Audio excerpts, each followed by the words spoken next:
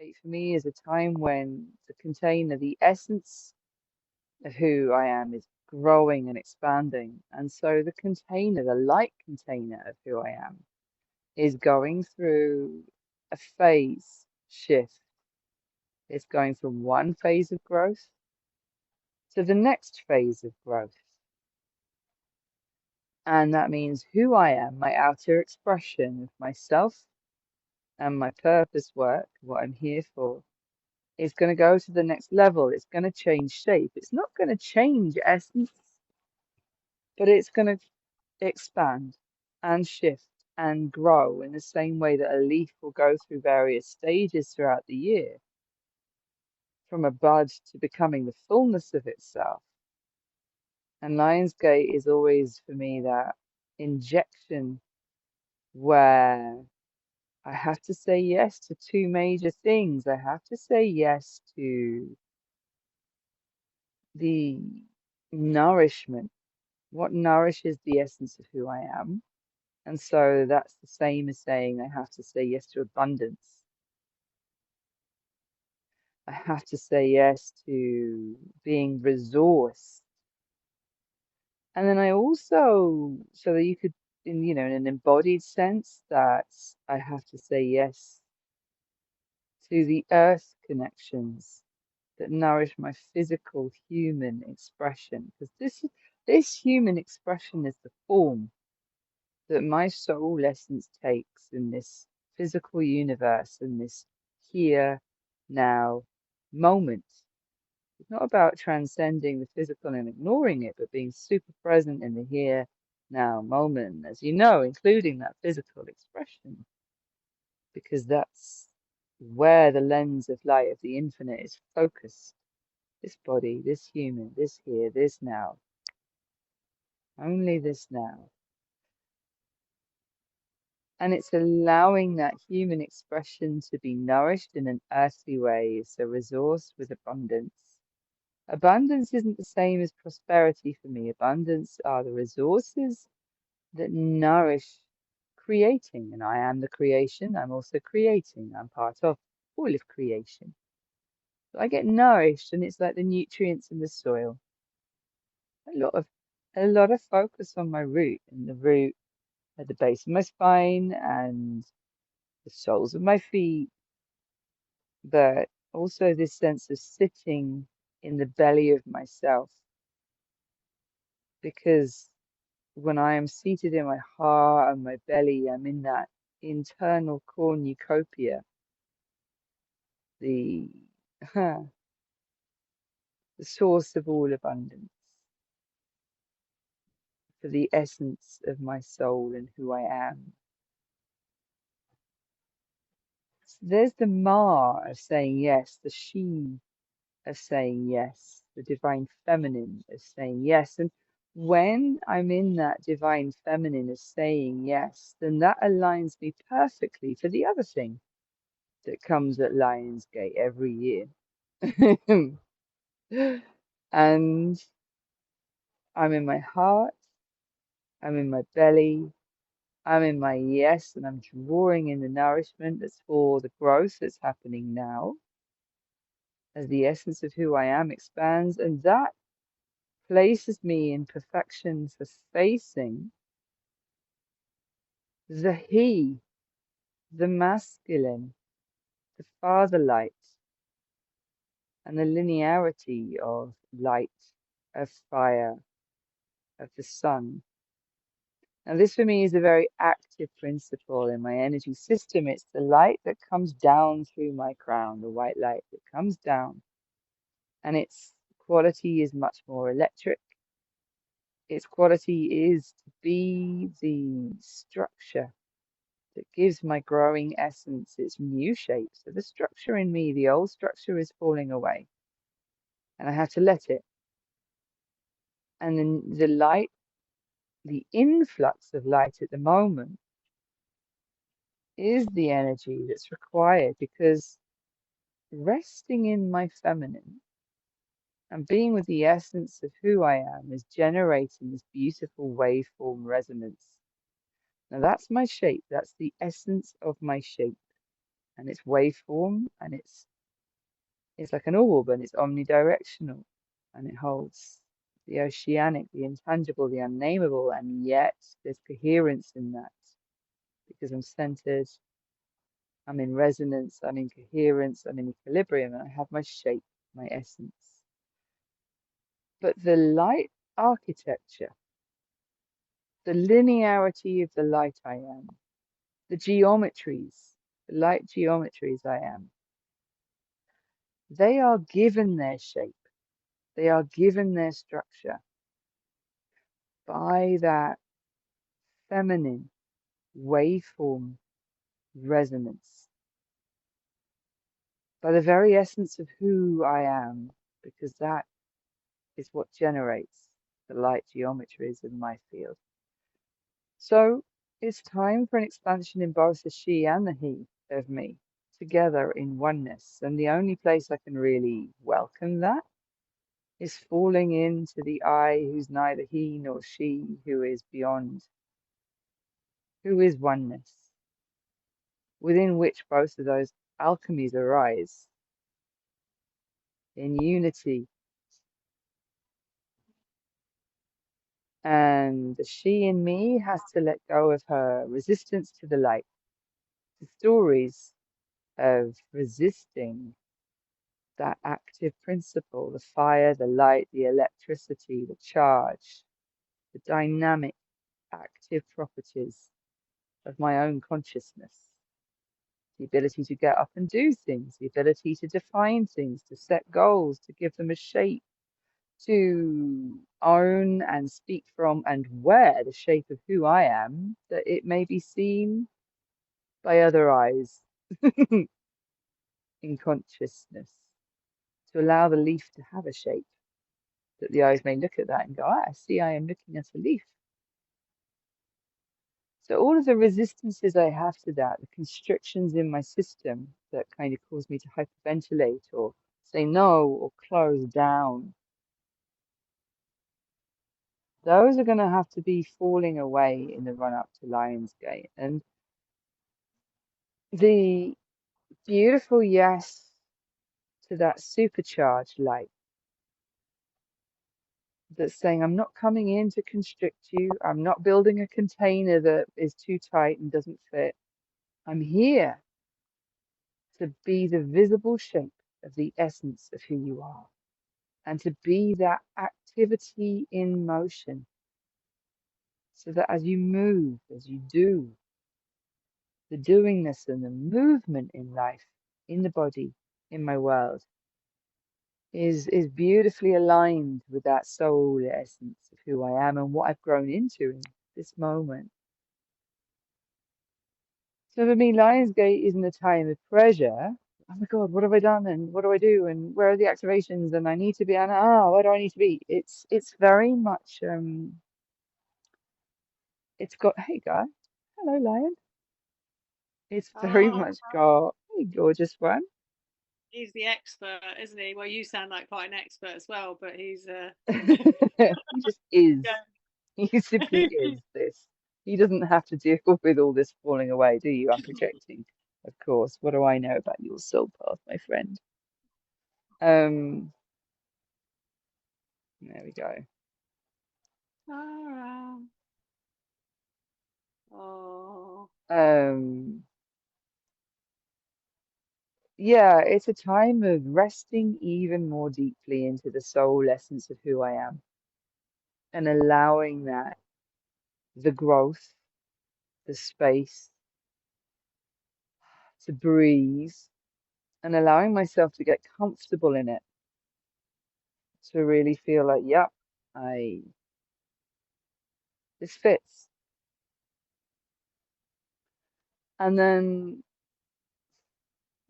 profound honoring of that beautiful masculinity of the light in I am, the light I am, allowing the old shapes to fall away and the new iteration to take shape, to take form. So not being afraid that who I am and what I do and where I go and how I move through the world is going to take on dramatic shifts. or maybe gentle graded shifts, depending on how I'm moving at this time and how I've asked inwardly to be moving in my own personal shifts. But there are going to be shifts. So the two resonances that keep me really aligned on my path at the moment are the gratitude, which connects me to my soul, to my essence, and keeps me saying yes in my heart, just yes to what is, the unnameable expansion of what is. And then so that even as things are falling away and sadness may rise, or grief may rise, or feelings that I don't expect may rise, I keep coming home to that gratitude and that yes in my heart to the expansion of my soul essence. So being with gratitude has been one of my routine grounding in the center of myself anchors. And the other one for me is celebration. Celebration is very much at the crown here. And it keeps me saying yes to the incoming light. It's yes, thank you, that renewal is happening. That the story of who I am and the alchemy of how I'm being written and how I am expressing outwardly, yes to that.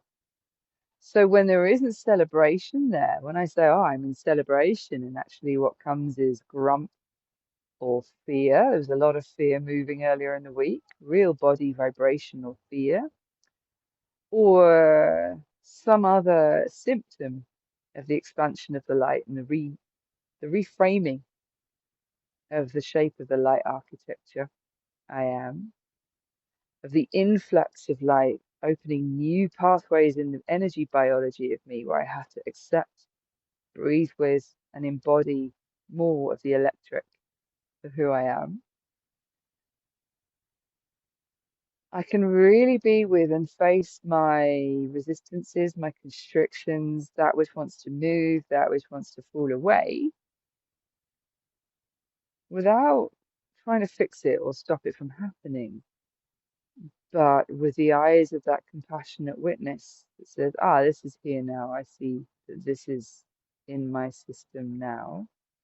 I'll allow this to be here. I'm going to watch this and I'll bring loving observation to it. I'll give it to the breath because in the breath is the bridge between the spirit and my outer experience, but also in the breath is the expansion. And in the breath is the carrying out of the old and the breathing in new. And also in the breath is the ability to embody the higher voltage of light and electricity that's moving through my system, to embody the expanded resonance of the essence of my soul. Because I don't need to know where the energy needs to go. It has its own intelligence. The energy will follow the pathways it belongs in. And actually, what I'm in is a process of remembrance and coming back together. So there's no, I've got to do this thing here and that thing there, and that needs a tweak and that needs a this. It's very much center, embody, rest, and breathe, and allowing the rebreathing of who I am in essence, form, and structure. So, and of course, there are so many codes, solar codes carried in on the sun's rays at this time, and there's the solar codes of life, the ignition of life and warmth. And just to be sharing a little anecdote, and then I'll wrap this up. I was taken to, there's some sacred lakes, two sacred lakes in the mountain here in Shasta. And I was taken to both one and then the other. Now, when you sit in one, it's the lower lake, and you're actually looking at the side of the mountain, which holds the other, which is the cup, the chalice that holds the other. And I hadn't thought of it like that, but it was, there we go. You're off. Okay, Dan. As I was doing what I do when I meet the landscape, is I sit, I fall into myself, and then I kind of fall into the landscape. I let go of my edges and I let attention just spread out. So I'm breathing with the lake, the boulders, the trees, the mounds, the mountainside, and I'm just enjoying that connectivity. And in that state, there's a ducks swim past, the dragonflies are dancing on the water, and the shouts of people who are quite frankly being too noisy for me, they die away, and I'm in that space of, ah, I'm here. And so I thought, right, I'm being called to what's called Heart Lake. And it's actually shaped like a heart. And so I do what I do, which is I ask permission because I'm coming. It's a sacred pilgrimage. I'm feeling like I'm going to be called into the water. And so I'm asking permission. And the guardian of the lake shows up in a form for me. And that form in this moment was of this beautiful blue, huge, that's the size of the mountaintop that I can see. Beautiful blue crystalline goddess. And I get guardian. This is the guardian. Okay, so I'm meeting the guardian. And she's calling me to be super present. I'm sort of awed that I'm meeting her. And she's saying, no, that's not really enough. Um, she's calling me in my heart, in the moment, in the seat of consciousness that I'm wearing to meet her. She's calling me to sit directly opposite her and face her. Now, this was a beautiful moment because before she had shown up, I was being shown visions I didn't understand. I was being shown this beautiful rainbow that came down like this and made like half a bowl shape, which I thought it was a sigil. I didn't know what it was. There were ripples coming out, rainbow ripples coming out, and there was half a rainbow arc. And I was like, why am I being shown half a rainbow? This is odd. Anyway, when I centered inside myself and I said, yes, okay, and I sat with a full intention to face this guardian and open my inner eyes, and we were looking eye to eye, whoop, suddenly in the whole, it was the size of the side of the mountain, there's this huge, beautiful rainbow chalice with a Wow. rainbow emanation coming out from it. Wow. And I was, oh, that completes, oh, I have to be fully present with the goddess within, the she in me, so that I can fully meet the divine masculine that's standing up inside of me.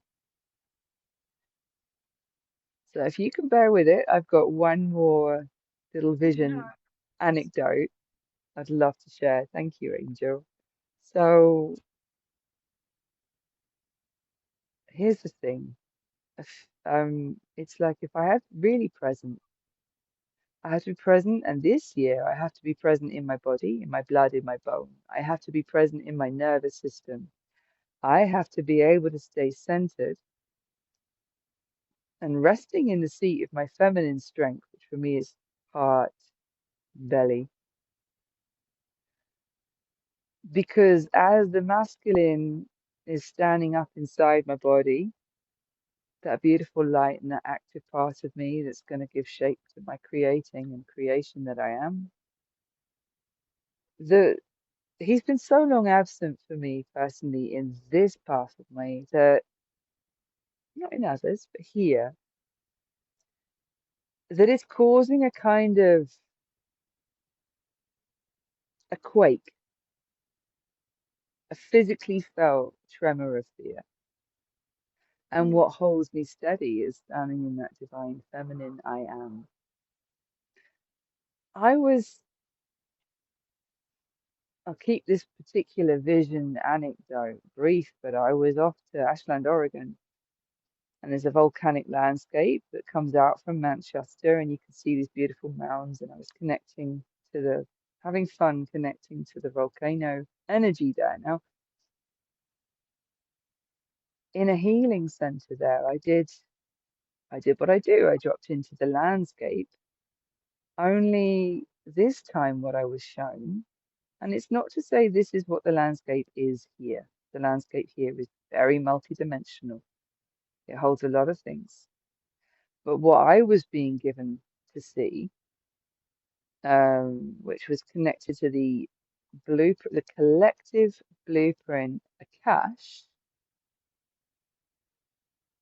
was this was a few weeks ago, a huge golden man, but he was bent double under the mountain, under the earth. He was vast. He was almost as big as this national park here. What is this? Why am I seeing this? I mean, I feel it and I get it and I know it, but why is he bent? Why is he bent over like this?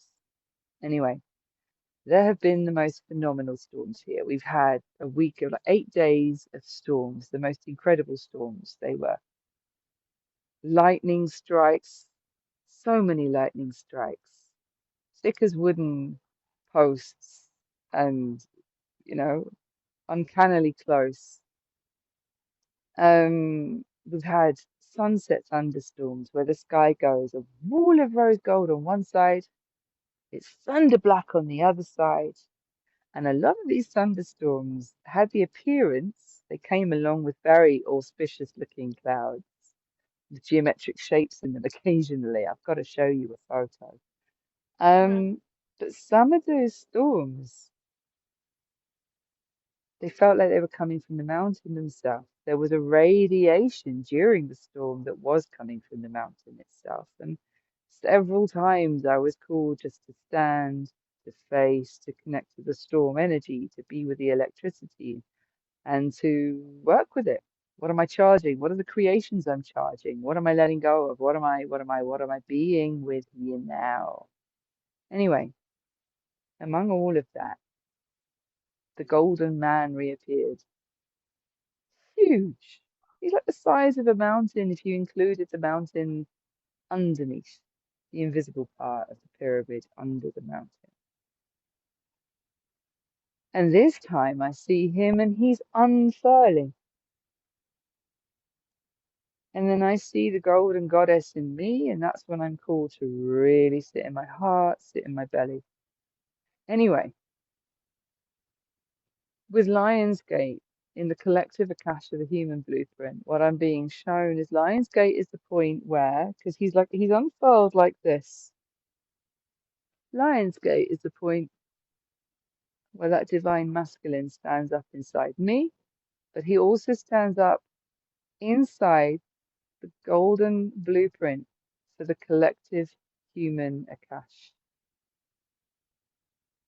Where that active, dynamic aspect of who we are internally, whatever gender you wear and you express as,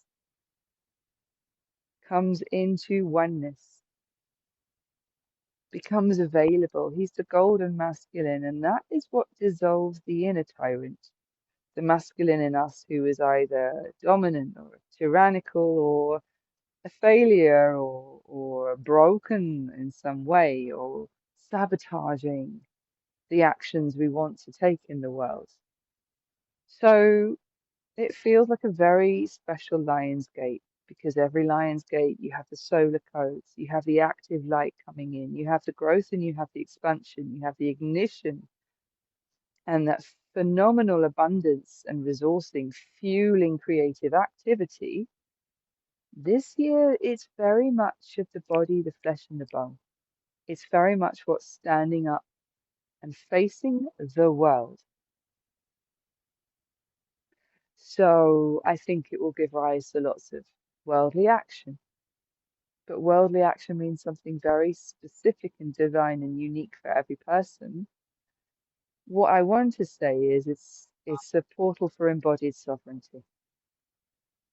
And that means something deeply personal to each of us who dialogue with that at all. Just see if there's something else that wants to come in around that. But the lion, one more thing. one more thing, one more thing. This is all just coming through. I love you for it. Thank you for bringing it. Oh, yeah, it's amazing. There's, thank you, lovely. There's a story I can't do justice to, and it's about the tyrant in the jungle. When the lion goes away, another animal takes his place as king of the jungle, but becomes a tyrant. The power isn't quite a right fit for this animal, and the animal becomes a tyrant. And all the other animals are living in fear, and they're subjugated, and they're manipulated, and eventually they become exploited. And it's it's an unhappy jungle when the tyrant is enthroned. Now, I always think the tyrant can be seen as the dominance of mind over heart. It's a very simplistic, generalized perception, but that's just one way of looking at it. Anyway, various animals are getting together and they're seeking to overthrow this tyrant, but he's just too powerful, he's too strategic, he's too intelligent. They can't really overthrow him. Together they don't feel strong enough, so they're banding together and they're trying different ways, but nothing's really working. And things are looking bleak. And eventually, one day he's back from his travels, he's gone where he needed to go. The lion returns to the jungle. And he enters the clearing where the false tyrant is enthroned. Now, all of the other animals, they had to challenge this tyrant, they had to fight, they had to die for it, they weren't getting anywhere. But that happens is the lion, all he has to do is appear. All he has to do is reappear. And the tyrant, he's not going to take the lion on, is he? You know, the tyrant steps down. And the lion reclaims his throne. He doesn't need to fight anybody because his power is known, accepted, understood. So I haven't done that beautiful fable justice, but it's the elements of it for me are very resonant right now. And yes, we can look outwardly at the world and think, oh, this person is a tyrant, that person is a tyrant. But for those of us doing our inner work, we're going to turn inwardly and say, where is the tyrant in me who's dethroning my sovereignty, who is dominating my connection to my intuition, my inner guidance, me doing what I know is right, me creating from a place of aligned, soul aligned, inner guidance, following those nudges that come from within. Go here, not there. Do this, not that. This is what feels expansive and uplifting. That does not have any energy to it. Where is the energy going? And it's that ability to listen to energy, follow the inner prompts, and act from that direct access to inner knowingness, which usually comes as uplifting, exciting, joyful.